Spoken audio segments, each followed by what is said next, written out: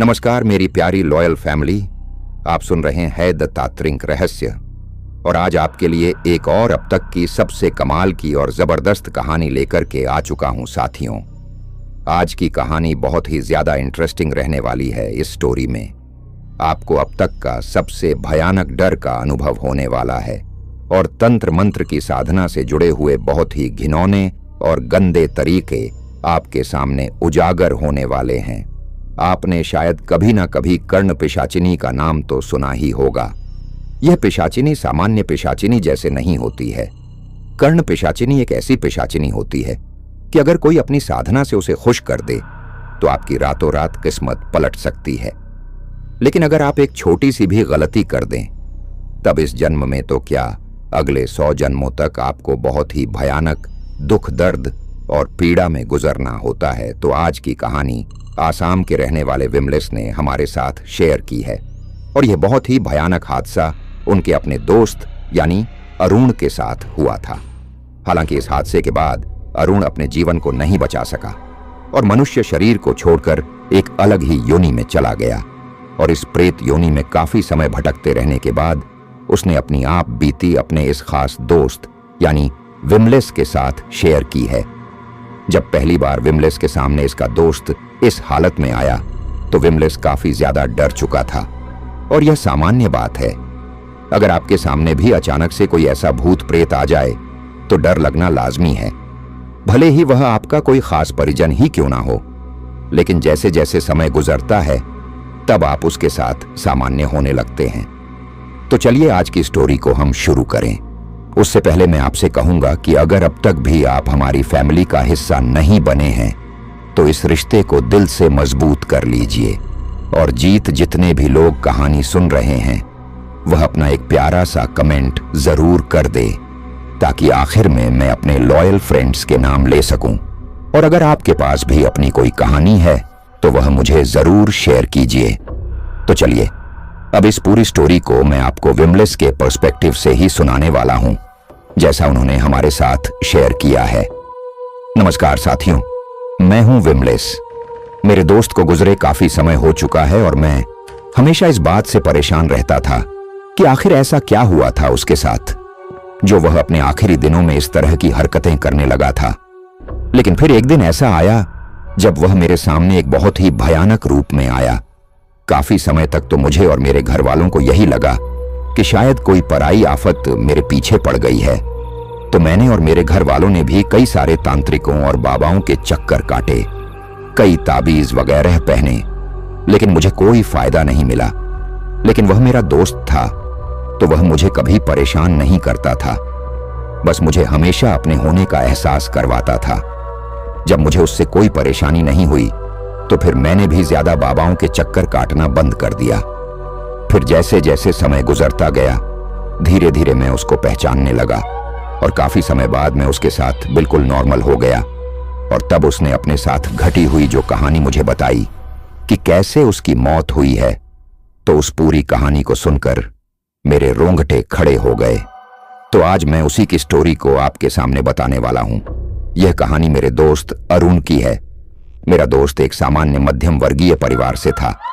उसके परिवार में उसकी मां विमला, पिता महेश, भाई विकास और एक छोटी बहन हर्षिता थी। यानी कुल मिलाकर वह 5 लोगों का परिवार था। एक समय था जब उनकी हालत काफी दयनीय हो गई थी। उनके घर के बाहर उधार बालों की लाइन लगी हुई थी। लेकिन फिर एक दिन अचानक उनके पास इतना पैसा आ गया कि उनके पास गाड़ी बंगला सब आ गया। उनके घर पर काफी नौकर चाकर रहते थे और उनका पूरा परिवार काफी समृद्ध हो गया। आखिर कैसे आया था उनके पास यह जानने के लिए मैं आपको शुरू से सब बताता हूं। सब कुछ बहुत अच्छे से चल रहा था। मेरा दोस्त अरुण अपने फाइनल ईयर में था और उसका भाई फर्स्ट ईयर में। तो बहन ने अभी अभी अपना हाई स्कूल पूरा किया था। सिर्फ मेरा दोस्त ही पढ़ाई में ठीक था, बाकी के उसके दोनों भाई बहन बस जैसे तैसे पास होते थे। उसकी बहन के हिसाब से तो उसने बस बाद में चूल्हा चौका ही करना है, इसलिए उसे पढ़ने की जरूरत नहीं है। वहीं भाई का कहना था कि कोई ना कोई नौकरी तो उसे मिल ही जाएगी, इसलिए उसे भी ज्यादा पढ़ने की जरूरत नहीं है। लेकिन पिता के डर से वह दोनों बस जैसे तैसे अपना ग्रेजुएशन पूरा करने में लगे थे। सब ऐसे ही चल रहा था कि एक दिन अचानक उसके पिता की अकस्मात मौत ने सब कुछ बदल दिया।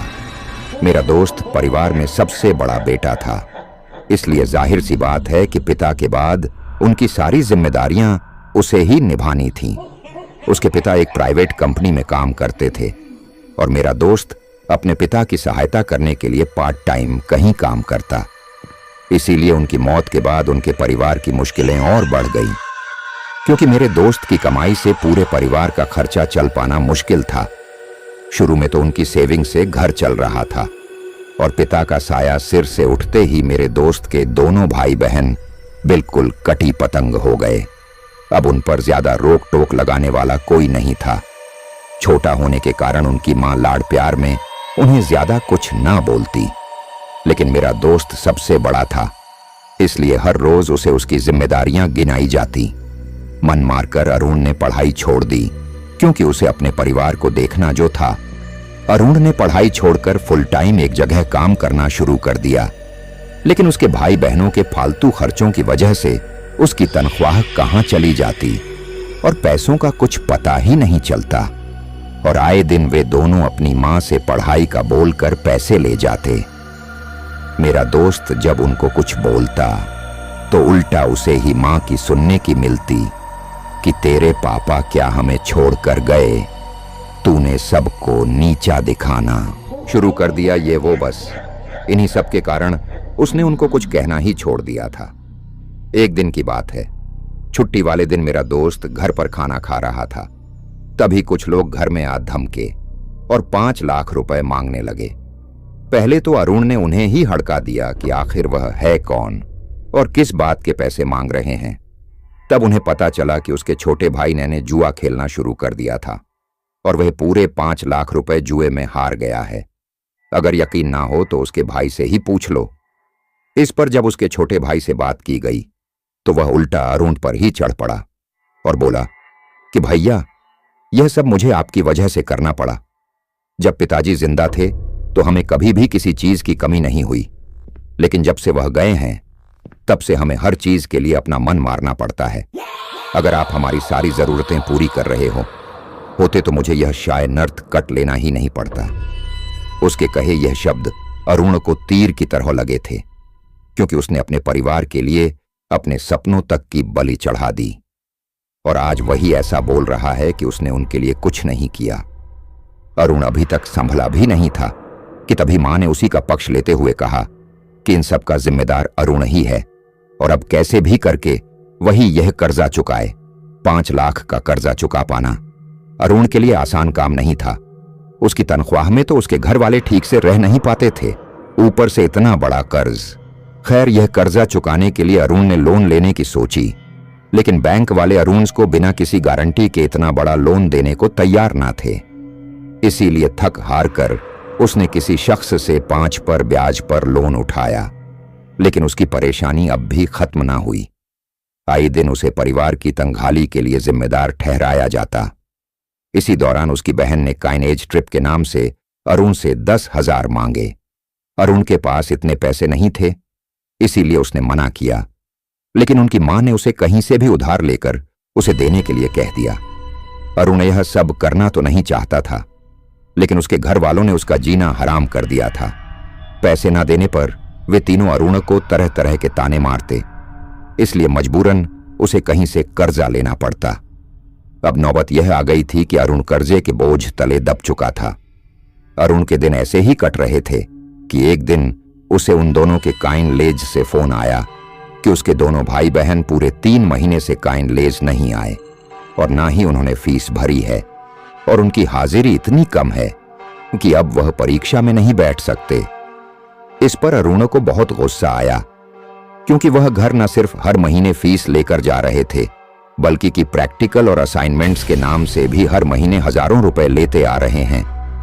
इसी बारे में बात करने जब वह शाम को घर आया तो उसे पता चला कि उसकी बहन गर्भवती है, यानी कि वह काइनेज ना जाकर अपने प्रेमी से मिलती थी और फीस और बाकी के पैसे भी उसी पर उड़ाती थी। हर्षिता से जब उसने सख्ती से बात की तो उसे आगे पता चला कि वह जो 10,000 लेकर घर से गई थी काइनलेज ट्रिप का बोलकर, उससे वो अपने प्रेमी के साथ शिमला घूम कर आई थी। इस पर उसे बहुत गुस्सा आया, क्योंकि उसकी अब तक शादी तक नहीं हुई थी। इसलिए उसने दरवाजे के पीछे रखा डंडा उठाया और अपनी बहन को मारने दौड़ पड़ा। लेकिन इसी दौरान बीच में उसकी मां और छोटा भाई आ गया। यह देखकर अरुण को बहुत गुस्सा आया और उसने कहा कि आखिर क्यों इन दोनों को इतनी छूट दी।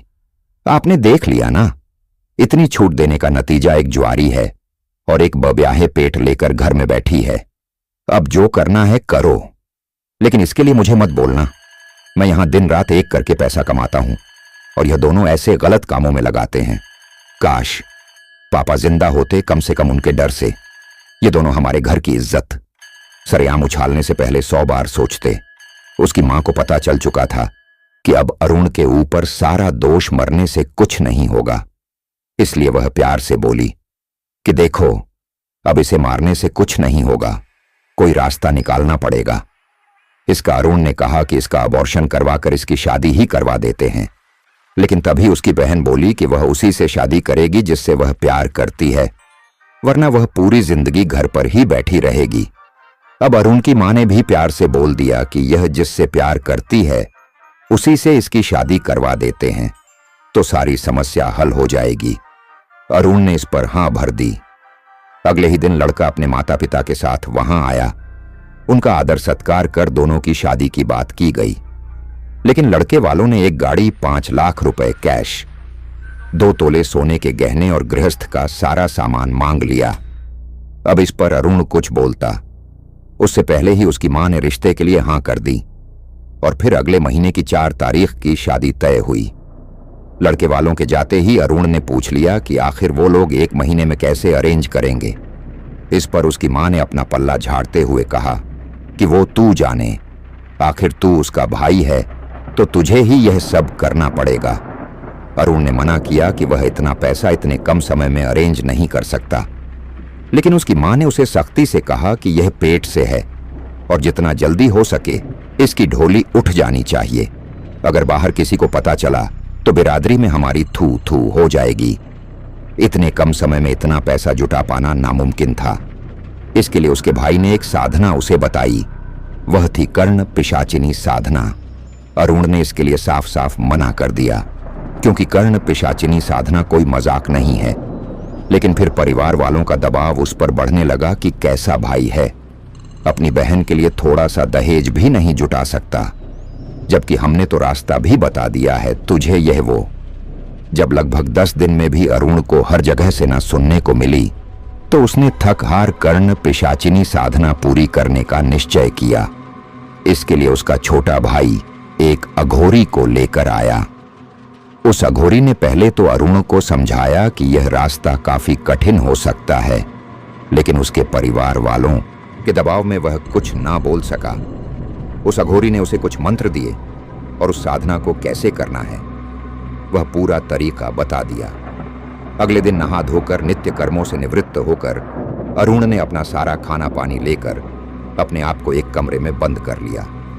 यहां उसे पूरे 11 दिन तक निर्वस्त्र रहना था, वो भी बिना लाइट जलाए। जी हां, उसे लगभग 11 दिनों तक इसी कमरे में रहना था, यहां तक कि अपना मलम पुत्र भी उसे वहीं त्यागना होगा। लेकिन हां, कमरे में एक जगह दीपक जरूर जला हुआ होना चाहिए। उसी दीपक के आगे एक थाली पर सिंदूर से त्रिशूल बनाया हुआ था। अरुण को उस कमरे में हर रोज 1000 बार एक खास मंत्र का जाप करना होता था।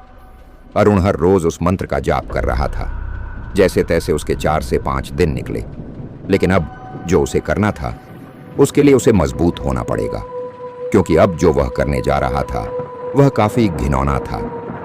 इस साधना के अनुसार अरुण को मंत्र उच्चारण करते हुए अपना ही मल अपने शरीर पर लगाना होगा। अब वह इसमें काफी आग आ चुका था और अब वह पीछे नहीं हट सकता था, क्योंकि इस साधना को अधूरा छोड़ने पर घातक परिणाम देखने को मिल सकते हैं। इसलिए अरुण ने जैसे तैसे हिम्मत करके अपना ही मल अपने जिस्म पर लगाया। यह सब उसे 5 दिनों तक करना था। इसी दौरान उसे कानों में किसी की फुसफुसाना दी, जिसका मतलब था कि कर्ण पिशाचिनी उसकी साधना से प्रसन्न हो रही है। लेकिन उसे अब भी इस साधना को जारी रखना है। लगभग 5 दिनों तक करने के बाद अब बारी थी सबसे मुश्किल काम की, और वह था अपना ही मल खाना। अरुण को अब घिन तो बहुत आ रही थी, लेकिन उसने जैसे तैसे यह काम भी कर ही दिया। यह सब करते ही वहां एक युवती प्रकट हुई। उस युवती ने लाल साड़ी पहनी हुई थी और वह देखने में काफी खूबसूरत थी। वह युवती अरुण के कान में बोली कि मैं तुम्हारी साधना से प्रसन्न हुई हूं और अब से मैं आजीवन तुम्हारे साथ ही रहूंगी। उसके बाद अरुण ने दरवाजा खोला और फिर वह बाहर आ गया।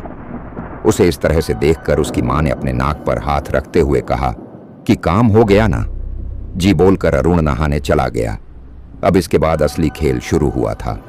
अरुण लायन ट्री खरीदने गया और कर्ण पिशाचिनी से कल निकलने वाली लायन ट्री का नंबर पूछा। कर्ण पिशाचिनी ने उसे उसके कान में बताया। अरुण ने 1 करोड़ की लायन ट्री की टिकट ली और फिर घर वापस आ गया। अगले दिन उसकी 1 करोड़ की लॉटरी लग गई। इतनी बड़ी बात किसी से छिपी नहीं रह सकती थी, इसलिए यह बात आग की तरह फैल गई।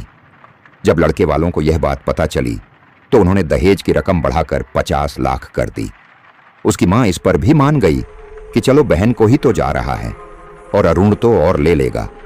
खैर, सारा लेन देन पूरा होते ही उसकी बहन की शादी कर दी गई। लेकिन अरुण का व्यवहार अब काफी बदल गया था। उसके पास अब कर्ण पिशाचिनी थी और कर्ण पिशाचिनी को खुश रखने के लिए अरुण हर रोज तामसिक भोजन जैसे कि मीट मछली और शराब का सेवन भी करने लगा था। सच कहूं तो अरुण के पास रातों रात इतना पैसा कैसे आया, यह उस समय सोचकर मेरी रातों की नींद उड़ चुकी थी। मैंने कई बार उससे इस बारे में पूछा, लेकिन वह कभी न बताता, क्योंकि वह नहीं चाहता था कि मैं भी इन सब में फंस जाऊं। खैर, अरुण जो कुछ भी पूछता, कर्ण पिशाचिनी उसे उसका जवाब उसके कानों में बता देती। कर्ण पिशाचिनी अरुण के साथ उसकी पत्नी की तरह रहती थी। कोई भी अरुण से ज्यादा देर बात करे, यह उसे बर्दाश्त नहीं था। खैर, अरुण को इससे भी कोई परेशानी नहीं थी। अब उनके पास पैसों की कोई कमी नहीं थी, इसलिए उन लोगों ने अपना पुराना घर बेचकर शहर के पोश इलाके में एक बड़ा बंगला ले लिया था। उसके भाई और मां के फालतू खर्चे बहुत बढ़ गए थे। ऊपर से उसकी बहन को इतना सब देने के बाद भी वो अपने पति के साथ आए दिन वहां आती और एक मोटी रकम लेकर जाती। लेकिन अरुण को इससे ज्यादा कुछ फर्क न पड़ता। वो बस अपना एक कमरे में पड़ा रहता। एक दिन मैं उसके पास गया तो पाया कि उसकी मां, बहन और छोटा भाई हंसी खुशी बैठकर बातें कर रहे थे। वहीं अरुण अंदर अपने कमरे में बैठा हुआ था। इस दौरान उसके एक हाथ में शराब का गिलास था और एक हाथ में सिगरेट। मैंने उससे कहा कि यह तूने अपना क्या हाल बना रखा है। तू पहले तो ऐसा नहीं था और अब पैसे आने से तूने सबसे बोलचाल ही लगभग बंद कर दिया है। तेरा परिवार वहां बैठकर बातें कर रहा है और तू यहां है। चल, तू भी सबके साथ घुल मिल कर रह। वैसे भी यह सब तेरी ही तो कमाई का है, लेकिन तू तो सिर्फ दारू सिगरेट में ही उड़ा रहा है। मेरी बात सुनकर अरुण को मेरी बात सही लगी और वह भी अपने परिवार के साथ जाकर बैठ गया। उसके वहां आते ही वे तीनों चुप हो गए। अरुण ने इसका कारण पूछा तो उसकी मां ने साफ साफ बोल दिया कि अगर तू हमसे ज्यादा बात करेगा तो कर्ण पिशाचिनी नाराज होगी, इसलिए तू अपने कमरे में अकेला बैठ। अरुण को बहुत बुरा लगा, लेकिन वह जो कह रही थी वह बिल्कुल सही भी था, इसलिए वह वापस अपने कमरे में आकर बैठ गया। ज्यादा अकेले रहने के कारण ही अरुण काफी परेशान रहने लगा था। इसी कारण वह शराब सिक का सेवन ज्यादा करने लगा। मैं कोशिश करता था उससे बातचीत करने की, लेकिन अब तो उसने मुझसे बात भी करना बंद कर दिया था। मैंने भी इस ओर ज्यादा ध्यान नहीं दिया, क्योंकि मुझे भी अपने काम थे। खैर, ऐसे ही दिन कट रहे थे। अरुण के पास काफी पैसा था, लेकिन सुकून नहीं। वहीं अरुण का परिवार बड़े ही शौक से उस पैसों को खर्च कर रहा था, बिना यह जाने कि अरुण पर क्या बीत रही होगी। अब यह बात अरुण को टकने लगी थी कि आखिर उसका परिवार उसके साथ ऐसा सौतेला व्यवहार क्यों करता है। इसलिए एक दिन अरुण ने कर्ण पिशाचिनी से इसका कारण पूछा, जिसे सुनकर अरुण के तो मानो पैरों तले जमीन ही खिसक गई थी। कर्ण पिशाचिनी ने उसे बताया कि यह अरुण की मां नहीं, बल्कि चाची है। अरुण की मां जब अरुण छोटा था तब गुजर गई थी। फिर बाद में बीमारी की वजह से उसके पिता चल बसे। उस समय उनके परिवार के पास 50 बीघा जमीन थी, जो अरुण के पिता और चाचा में बराबर में बंटनी थी। अब अरुण के पिता के गुजरने के बाद 25 बीघा जमीन अरुण की हो गई थी, लेकिन अरुण अभी मात्र 2 साल का था। और उसे संभालने वाला कोई नहीं था। ऊपर से वह 25 बीघा जमीन भी उसी की थी। इसलिए उसकी चाची, जिसे कि अरुण अभी अपनी मां समझता है, वह आगे आई और अरुण को गोद ले लिया। उसके पति इससे बेहद खुश थे कि उनकी पत्नी उनके परिवार का कितना ख्याल रखती है। अब तक उसने अरुण को खुद को मां और उनके पति को पापा बोलना सिखा दिया था। इसी दौरान अरुण के पिता, जो कि पहले उसके चाचा थे, उनकी शहर में नौकरी लग गई और वह शहर चले गए। पीछे गांव में रह गया अरुण अपनी मां और छोटे भाई के साथ। अरुण की मां ने सिर्फ जमीन के लालच में अरुण को गोद लिया था। इसके अलावा उसे उससे कोई लगाव नहीं था। पति के जाने बाद वह उस पर ज्यादा ध्यान नहीं देती। वह सिर्फ अपने बेटे पर ही ध्यान देती। कभी कभार उनका पति आता तो वह उनके साथ शहर जाकर रहने की जिद करती, क्योंकि गांव में अब उनका कोई रिश्तेदार नहीं बचा था। इसलिए उसका गांव में मन नहीं लगता था। लेकिन सवाल यह था, शहर में वह अपने परिवार को रखे कहां? तभी उसकी पत्नी ने कहा कि क्यों ना हम अरुण की कुछ जमीन बेच दें और उससे जो पैसे मिले उससे शहर, घर और गृहस्थी का सारा सामान खरीद लें। वैसे भी अरुण को तो हम ही पाल रहे हैं, इसलिए अगर इसकी थोड़ी सी जमीन बेच भी दें तो क्या फर्क पड़ता है। उनके पति को यह बात ठीक लगी और उन्होंने अरुण के हिस्से की कुछ जमीन बेचकर शहर में घर लेकर अपने परिवार के साथ वहां रहने लगे। उसके पापा के रहते अरुण को हर चीज मिली। वह पढ़ना चाहता था।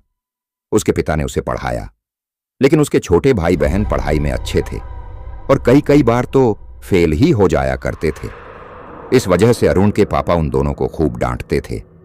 यह सब देखकर उसकी मां को अरुण पर बहुत गुस्सा आता था। अरुण के पिता जैसे चाचा के गुजरते ही उसकी मां अपने असली रूप में आ गई और उस पर सारी जिम्मेदारियां थोप दी ताकि वह आगे ना बढ़ पाए। अब उनका यह सच अरुण के सामने था। उसे यकीन नहीं हो रहा था कि जिसे उसने अपना परिवार समझा, वह तो कभी उसका का परिवार था ही नहीं। तभी तो उन तीनों ने कभी उससे प्यार के 2 मीठे बोल तक ना बोले थे। उस दिन अरुण काफी रोया, लेकिन कुछ देर बाद उसने ठान लिया कि अब वह खुद का और इस्तेमाल नहीं होने देगा। इसलिए उसने अब अपनी मां, भाई और बहन को एक पैसा भी देने से मना कर दिया। अरुण का यह रूप देखकर वे तीनों एकदम भभक गए। तब अरुण की मां ने उसे फिर से कमजोर करने की कोशिश करते हुए कहा कि तेरे पिता नहीं हैं, तभी तू आज हमारे साथ ऐसा कर रहा है। अगर वह आज जिंदा होते तो हमें किसी चीज की कमी ना होती। यह कहते हुए वह दोबारा घड़ियाल आंसू बहाने लगी, लेकिन अरुण ने अब साफ साफ बोल दिया था कि अगर उसके पिता जिंदा होते तो किसी भी कीमत पर उससे कर्ण पिशाचिनी साधना ना करवाते। अब वैसे भी यह दोनों इतने बड़े हो चुके हैं कि अपना खर्चा खुद निकाल सके, इसलिए अब से अपना खर्चा खुद उठाए।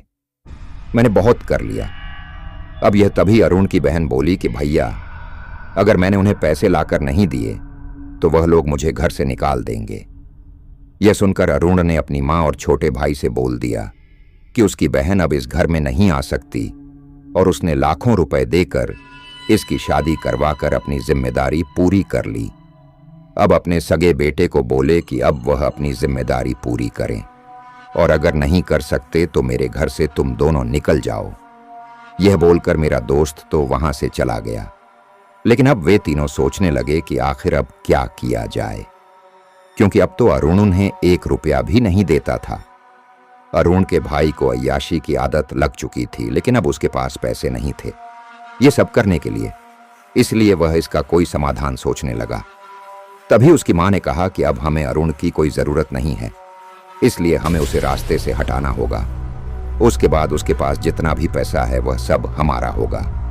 इस पर वे दोनों मान गए, लेकिन अब सवाल यह था कि कर्ण पिशाचिनी के होते हुए अरुण को मारा कैसे जाए, क्योंकि कर्ण पिशाचिनी हमेशा उसके साथ ही रहती थी। इसलिए उसके भाई ने एक प्लान बनाया जिससे सांप भी मर जाएगा और लाठी भी नहीं टूटेगी। वह यह कि अगर कर्ण पिशाचिनी खुद ही अरुण की हत्या कर दे तो।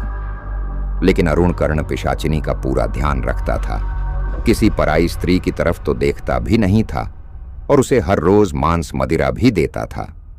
इसलिए कर्ण पिशाचिनी उससे इतनी आसानी से क्रोधित होगी यह मुश्किल था। इसी दौरान उसके भाई विकास को एक आइडिया आया। उसे याद आया कि अरुण अपने कॉलेज के समय में एक लड़की को पसंद करता था, लेकिन कभी उससे अपने दिल की बात कर नहीं पाया। विकास ने जैसे तैसे करके उस लड़की को ढूंढ निकाला। उस लड़की का नाम नंदिनी था। वह थोड़ी लालची थी। उसे जैसे ही पता चला कि अरुण उसे चाहता है तो वह मन ही मन खुश हुई कि चलो अच्छा है, उसे शादी के लिए इतना रईस इंसान मिल चुका है। नंदिनी शाम के समय बनठन कर अरुण के घर पहुंची। नंदिनी को अपने सामने देखकर अरुण के दिल में भावनाओं का एक सैलाब सा आ गया। तभी नंदिनी बोली कि कैसे हो अरुण, अब तो तुम इतने पैसे वाले हो गए हो कि मुझे भूल ही गए होंगे। मैंने हमेशा यार किया कि तुम अब मुझे अपने दिल की बात बताओगे, लेकिन वह दिन तो आया ही नहीं। लेकिन मैंने सोचा कि मैं ही तुमसे अपने दिल की बात कर लूं, ताकि मुझे बाद में अफसोस ना हो कि मैंने तुमसे कभी इस बारे में बात नहीं की। I love you. अरुण यह सुनकर अरुण ने नंदिनी को गले लगाते हुए लव यू टू कहा। नंदिनी और अरुण काफी देर तक यूं ही बात करते रहे और उसके बाद नंदिनी घर चली गई। नंदिनी के जाते ही कर्ण पिशाचिनी उस पर भड़कते हुए बोली कि तुम्हें पता है ना कि मेरे साधक को पराई स्त्रियों से दूर रहना चाहिए। अब इस पर अरुण कुछ बोलता। इससे पहले ही कर्ण पिशाचिनी उसके कानों में जोर जोर से चीखने लगी। अरुण उससे से बचने के लिए गुहार लगाता रहा कि उसे गलती हो गई, माफ कर दो। लेकिन कर्ण पिशाचिनी नहीं रुकी। वह ऐसे ही अरुण के कानों में चीखती रही। 2-3 दिनों तक यह सिलसिला चलने के बाद थक हार कर अरुण ने फांसी लगा ली। पुलिस फाइल में अरुण को मानसिक रूप से परेशान दिखाकर केस भी बंद कर दिया गया। अब अरुण के सारे पैसे उसकी चाची और भाई बहन के थे। अरुण को अब तक मुक्ति नहीं मिली थी। ऊपर से इस साधना के कारण वह एक प्रेत भी बन चुका था और अब वह अपने परिवार से अपनी मौत का बदला लेने के लिए आतुर था। एक रात उसकी मां अपने कमरे में सो रही थी कि तभी अचानक अरुण की आवाज से उसकी नींद खुली। आंख खोलते ही उसने पाया कि अरुण उस कमरे के पंखे से उल्टा लटक रहा था। इस दौरान उसकी पूरी त्वचा सफेद हो चुकी थी और आंखों की जगह गड्ढे थे। वह भयानक ढंग से मुस्कुराते हुए बोलने लगा कि मां, मैं इतनी आसानी से आपका पीछा नहीं छोड़ूंगा। बहुत परेशान किया था आप सबने मुझे। अब मेरी बारी। अरुण को इस तरह से देखकर उसकी मां चीखते हुए वहां से भागी। उसकी मां भागती हुई सीधा अपने बेटे विकास के कमरे की ओर गई और दरवाजा पीटने लगी। कुछ देर में विकास ने झल्ला हुए दरवाजा खोला और कहा कि क्या बात है मां, क्यों ऐसे जानवरों की तरह दरवाजा पीट रही हो। उसकी मां डरते हुए बोली कि अरुण की आत्मा मुझे परेशान कर रही है। विकास ने आगे बढ़कर उनके कमरे में देखा तो वहां कोई नहीं था। यह देखकर विकास बोला कि यह आपका वहम होगा, वहां कुछ नहीं है, सो जाइए और मुझे भी सोने दीजिए। यह बोलकर विकास वापस से अपने कमरे में चला आया। उसकी मां भी घबराते हुए अपने कमरे में पहुंची तो पाया सच में वहां कोई नहीं था। शायद यह उनका वहम होगा। यह सोचकर वह दोबारा सोने की कोशिश करने लगी। अभी उन्हें आंखें बंद किए हुए कुछ ही देर हुई होगी कि कोई उनका गला दबाने लगा। यह महसूस कर उन्होंने अपनी आंखें खोलीं तो पाया कि अरुण का सफेद भयानक चेहरा उसके चेहरे के सामने था। वह भयानक ढंग से मुस्कुराते हुए उनका गला रहा था। विमला जी ने जोर लगाकर जैसे तैसे खुद को उससे छुड़वाया और फिर बाहर को भागी और फिर से विकास के कमरे का दरवाजा पीटने लगी।